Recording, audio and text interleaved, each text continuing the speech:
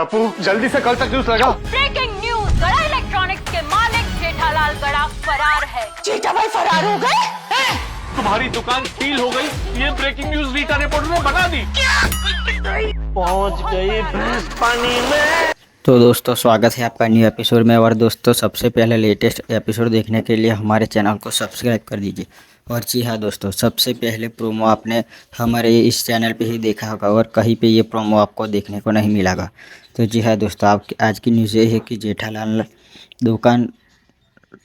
दुकान को छोड़कर फरार हो गया है। और ये न्यूज़ दोस्तों रीटा रिपोर्टर ने बना दी है। और दोस्तों ये न्यूज़ काफ़ी तेज़ी से गोकुलधाम में भी पहुंच चुकी है और दोस्तों सारे व्यापारियों के पास भी पहुंच चुकी है। और दोस्तों क्या जेठालाल अब की इज्जत रहेगा क्या दोस्तों, कि फिर जेठालाल के लिए दुकान हमेशा के लिए सील ही रहेंगी।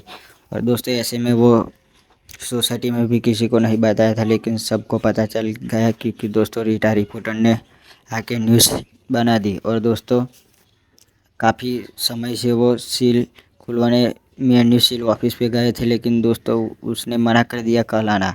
और दोस्तों तब तक तो उसने रिपोर्टर ने आके न्यूज़ भी बना दी। और दोस्तों काफ़ी तरह से फैल चुकी है कि जेठालाल दुकान छोड़कर फरार हो गया है।